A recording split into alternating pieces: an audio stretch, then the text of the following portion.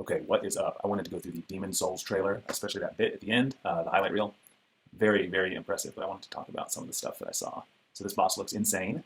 Um, it shoots this fireball down the hallway. If you'll notice, the fireball, that light source does not cast any shadows. It's only lighting the environment. I don't know what most games do. I don't think most games do that anyway. That light source is certainly just lighting the environment, not creating shadows. This boss is honestly one of the most impressive things I've ever seen. It didn't strike me watching it in the trailer the first time. But look at the shadow that it's casting from that green light behind it. And then just all the intricate detail, that motion blur looks so movie-like. Very, very impressive. So if we go forward, another scene where this one honestly illustrates it better. But there's no shadows dancing around as a result of this fireball going down the hallway. It's simply illuminating the hallway. All right, so there's a big explosion here. Moving on to the next scene. Oh yeah, there's something I wanted to talk about here too. Feels like there's a delay with the light source and the lighting that it's casting. Kind of reminds me of that UE5 demo. So you see that light source is eliminated, and then the light on the ground disappears a few frames later. Here, let's watch it again. All right, so the light source is here, and it's gone by now. We just have smoke and particles left over, but the ground is still illuminated. And then a few frames later, it just kind of blinks out. It reminds me of UE5 when they would move that light source too fast, and everything would lag a few frames behind.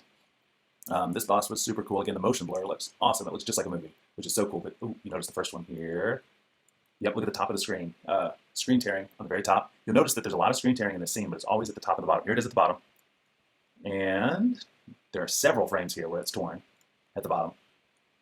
Again, yeah. And then it kind of catches up and sinks again. Yeah, there it is again. Yeah, there's a lot of screen tearing during these intensive scenes. Oop, there's another one at the top. Gonna cut down further and then transitions to the bottom. Still a cool scene. Didn't notice it watching it real time. Don't care about this. Let's zip zap through. Yeah, another scene where I noticed that this intense light source is not casting any unique shadows. In fact, you'll notice there's a shadow. This is cool. All right, watch the ground. So there's a main light source, the sun behind the clouds. And as the dragon passes in front of it, that shadow sweeps across the ground. You'll see it here. Very cool effect. I'm sure they planned for that. I'm sure they placed the light source so this would happen while you were playing. But it still looks cool. The effect looks amazing. But if you'll notice, there's this shadow, baked shadow behind that shield on the right side against the wall. And as the flames come in, the shadow stays. You know, if that was a real light source, that shadow would be long coming off of that shield. Okay, so this scene is also interesting. I know people are saying these environments are small. This is not a small environment. This is huge, grandiose. You can see it just going off into the distance. Something interesting I noticed here. Watch that hallway, that arch on the far left. As we're going down the hallway, boop, light source blinks off. He walks another few steps, boop, back on. I don't know what that is. Feels like it's you know, like in Mario Odyssey when things too far in the distance drop frame rates, like the characters. Feels like something having to do with how far away this character is or what's happening on screen. I think bigger than all that, other than the character. Okay, let's talk about something else. I don't like that this character takes a glow with him wherever he goes. You notice the ground beneath him is always illuminated, and it really creates a disconnect, like the character's hovering through the scene like he doesn't belong. Do not like that. What I do like is this gargoyle. Look at that motion blur. I was just watching Avengers Infinity War, and the motion blur is so much like this. It looks so good in this game. Right here, especially these wings come down, and it's just so impressive, especially in motion. But yeah, this whole scene is very huge and amazing. This one too, look at the pillars just way off in the distance. I feel like the scale of this game feels right. You know, as a photographer, you notice when the field of view is wrong or when things don't. When the camera angle is off, this camera angle feels good. You're seeing a lot into the distance. It's not all floor. You know, sometimes the angle is too top down and you're seeing all floor. I love that we can see way off into the distance. So here you see a lot of motion blur. I mean, I guess the character's moving fast, but yeah, here's another instance where, look, these lights are all around, and that light source in the hand and on the head is very, very bright, but the character is not illuminated yet. There's a delay, again, so watch. Boop, the light source blinks on to the character. There's no gradual change. It just boop, boop. Very interesting.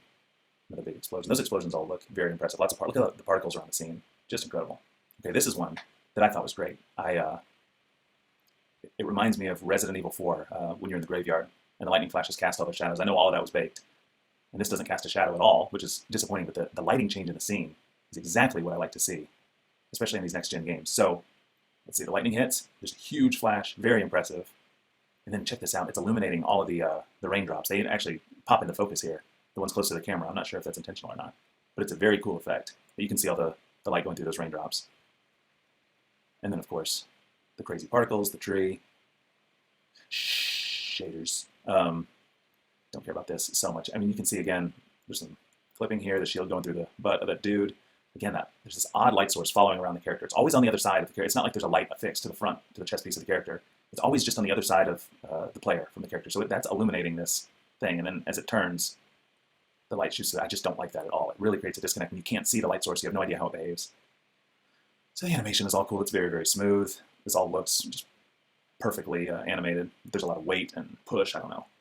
Ragdoll's the dude down there. More cool particle effects. Again, here's that motion blur. You know, if you're watching a 24 frames per second movie, this is exactly what you're going to see.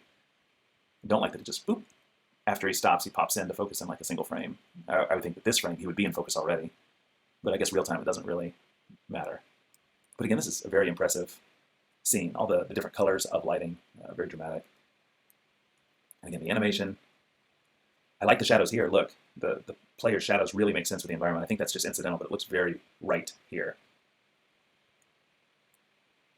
And that effect is cool. I love that there's so much happening after an attack. The particles, the smoke. Can't tell if the character is cut in half here. It kind of looks like it is. The head is very far up. Anyhow, very cool. Don't have much to say about this. It all looks fine. That looks a little weird. That looks fine. It's the same problem that I had with the hallway before. There's no shadows being cast or dancing around as a result of that bright light. Don't have much to say about this. This got me to begin with because you can't see the light source that appears, but it's a spark that shows up. You see on the ground there, that orange light appears. And then this dude attacks again. A little roll. More of this boss. I mean, all of that just... If you go slow, you really see the artistry in this game. There's just so much detail, and I have a feeling that when we get something that's not a compressed YouTube video, the visuals of this game are really going to stand out. We have not seen much like this at all. I think the biggest problem, I think the reason why it's not so impressive is that I really do think it's that light source in front of the character. I think it's creating this weird, floaty disconnect. Everything beyond the character looks absolutely phenomenal, but when this dude's just trucking down hallways, there's this odd disconnect. And I wanted to talk about one more. Obviously, the boss is like, this looks like it could be almost a movie. The way it animates, the perfect lighting, the character moves and undulates, and each part of his body seems to have physics along with it. Very impressive. Love that top-down light source. The blood splatter and everything. But just a phenomenal boss. But that's not what I'm talking about, because we all know how cool this dude all looks. There's one place in here. I think we're almost there. Here. Oh, all right. Love this. And again, this is totally planned as a scene. We have the light coming in from the ceiling, and then we have that bright fire on the ground. And I know it's done on purpose because this is the one light source that's casting a dramatic shadow. So you have the light hitting the dude and then the shadow being cast on the wall. Look at his shadow move as he moves. Here it is again. He's about to step forward and then you see the shadow move with the guy. This is just one of the best examples so far of the character meshing perfectly with the scene, and that all is done with lighting. So there's a little slash, some fighting. Yeah, here, go back. Let's look at the light gleaming off the sword too. That's that light from the ceiling bouncing off the sword. We're getting that shader effect. It sounds stupid, but Animal Crossing had that too. You would see the moon reflecting off of certain objects. Okay, so they fight, and then basically when main dude walks through the flame here in a second, you get that long shadow being cast again. Honestly, this is what the game desperately needs more of, especially on that main character, because look how well he blends with the environment here. Just phenomenal. We need more of that shit, and less of that little glow light. All right, that's all I'm really going to look at. Fucking amazing looking game, really. When you break it down and go slow, the amount of work that went into this, and the motion blur, and generally the lighting, this is quite an impressive launch title, especially that boss, goddamn. All right, that's it for me.